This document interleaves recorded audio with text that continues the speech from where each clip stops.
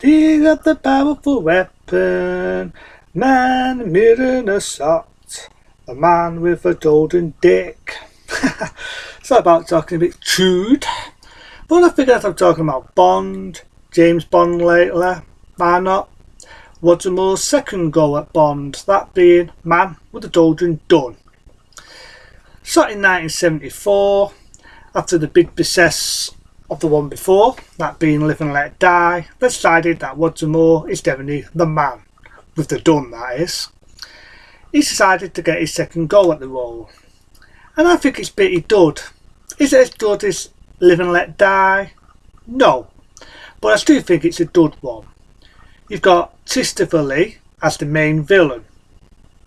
Now, originally he was going to be Dracula again, but at the time, with most of the Dracula films and his later today, that being Christopher Lee, he felt they were going to be naff. I mean, start getting fucking Dracula AD 72, AD, and Dracula's specific rim job, as I like to call it, being Dracula's specific rights. They started to go downhill. And he got the old rough offer of doing this or doing another Dracula film. Christopher Lee decided to say fuck it and appear as Scaramanga. That being Live, I said Live then, that being Man with a Golden Gun.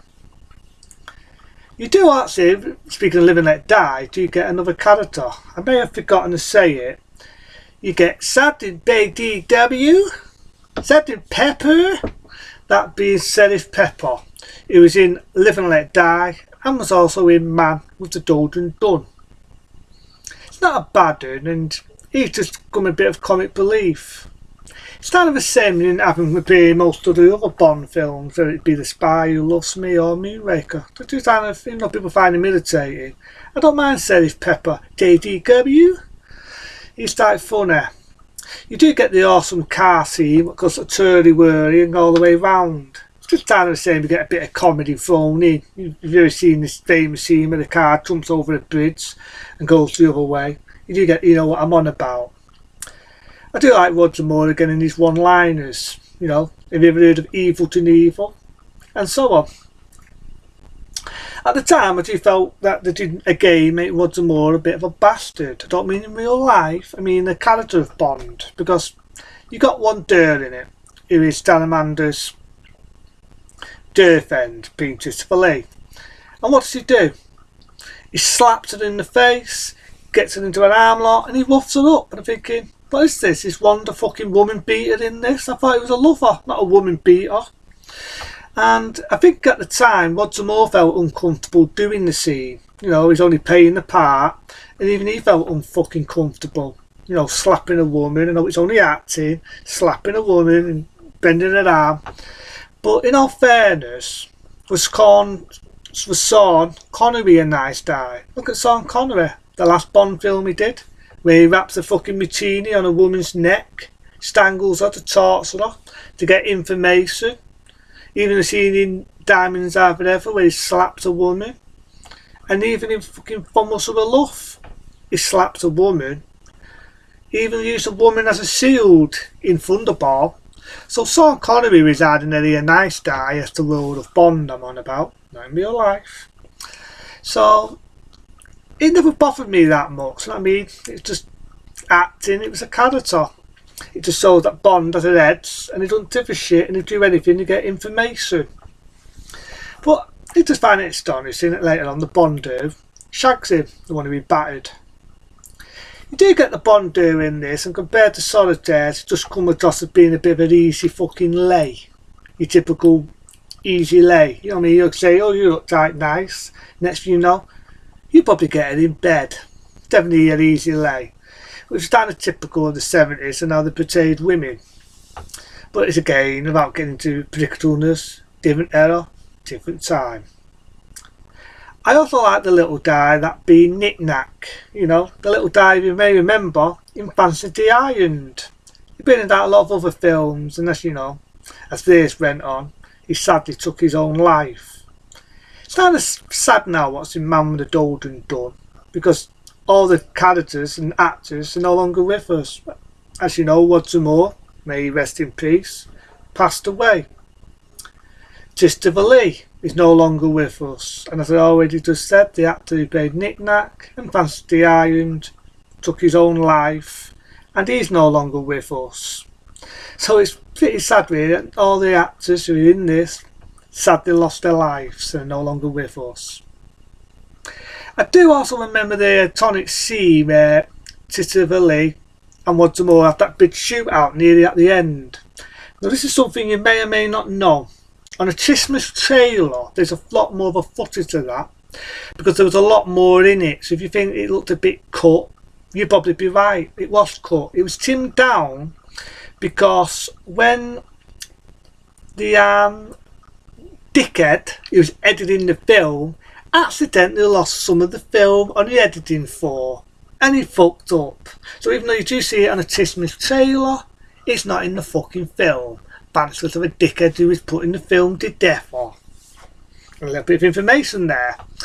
But there was a bit more where Christopher Lee was trying to fuck with Roger Moore, shooting at him here, there, everywhere, and Roger Moore dodging it. There's a bit where he's running up a hill, and he says a line to guy wind up Christopher Lee, which you can see in the Christmas trailer, and he folds something, shoots at it, it explodes, and Roger Moore, as Bond, runs away and gets away from Christopher Lee. Again, you'll never see that because of the dickhead who was putting the film to death or lost the film.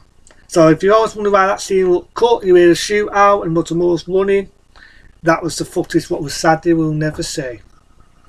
But it's still a good one for what it is. I don't mind Man with the Golden Gun, you know. There's a bit where, even though I got enough attention to Lulu, who's on the theme tune, Man with the Golden Gun, it's like a Man with the Golden Dick. I do know that Poison Ivy, you know, Stu's out for summer, and he also sang to the 6th Friday the 13th. He originally was going to sing Man with the Golden Gun, had his own version. But the guy who did the music decided, nah, not Poison Ivy, and instead he had Lulu. I've seen Lulu back in the early 70s when she sang the theme to Man with the Golden Gun, and in all fairness, I got nothing against her, but seeing her down her act like fucking Shirley Bassey is a bit of this.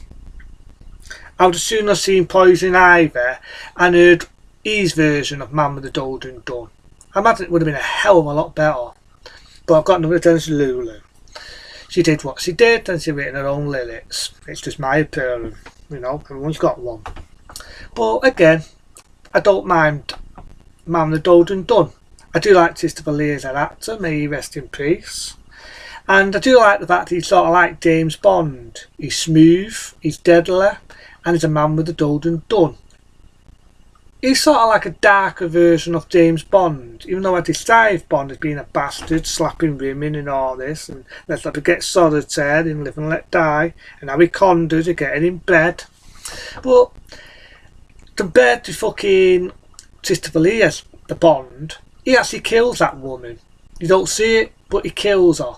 So Christopher Lee is definitely not a good guy. He's definitely a darker version of what if Bond became Bond. And I do like the fact that they have a dude to the death. Bond outsmarts him, being Bond, shoots Christopher Lee, end of his character. You do get an iconic opening where, if you do remember Diamonds Are Forever, one of the gangsters who Bond met, I always looked at him as being the same character, because he's actually in the film and he gets killed. But as I said, Christopher Lee gets it. They ride off in a boat. Let's not forget the iconic scene where he gets Nick Nack, puts him in a suitcase, leaves him stuck up, shags the Bonder, end of film. I do find it funny that he tells his boss to fuck off. Not in words, but he might as well do, and still get away with keeping his job. Quite funny. But you know, she's coming, sir, which I thought I got away with for that error and for that rating, but give it error again. But Man with the Golden Gun is a good one. You do see a bit of martial arts in it, where he's doing a karate scene, which, funny enough, some of the people who he has a fight with look like they appeared in one of the Bruce Lee films, another martial art films. I do like that, and I do think it's pretty cool. Bit of fighting, a bit of martial arts, again falling into it. You do see Chinese toaster, what it's like in Japan. All in all, Man with the Golden Gun, not a bad one, and for that, a 4-star rating. But I'm going to rest up the window because someone's making a racket. No, this is a fucking taste, thank you. That's if you did hear it. All in all, as I'm about to say, an 8-star rating. I like all the Roger Moore Bond films. The only one I probably have issues with was his last one, that being Future a Kill. I don't hate it, but I would say it's average. It's kind of a step down from his other Bond films. The only thing I felt what was going for it was it had Christopher Walken, had Jace Jones, and I do like the theme tune by Duran Duran, who's a well-known 80s band. But for action, it was kind of, and Roger Moore at that point was almost pushing 60. But in this, he was too bitty dud. He was in his mid-40s, you know, and he just definitely proved that he was still the man. To me, I always felt Roger Moore was the man who had a beautiful brunette in one arm and a Fodder Martini in the other. It has a lot of action, has a lot of amazing stunts. At that era of time, it was a different era from the era when Connery was playing Bond, and you could definitely see it was pushing into the 70s. And, oh no, what else can I say? Man with the Golden Gun is definitely the man with the Golden Gun, which I like to call Man with the Golden Dick. But let's not forget, I am a bit dirty-minded. But other than that, everyone, I'm going to talk about other movies, other reviews, maybe other Bond films, and maybe other vampire stuff. Other than that, everyone, have a good one.